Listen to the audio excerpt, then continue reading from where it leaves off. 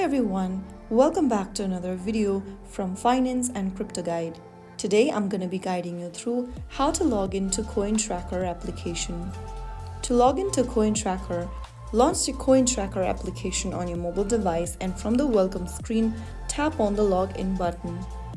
Click on continue in the pop-up to end up in cointracker.io website. Now to log into your account, go ahead and enter your email address associated with your CoinTracker account, or you can also continue logging in with Google, Coinbase or Apple.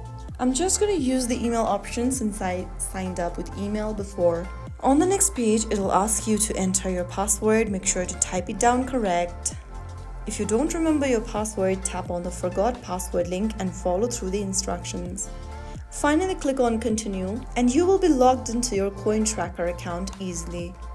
If you found the video helpful, don't forget to like, share and subscribe to the channel. I will be back again in the next episode. Thank you for watching.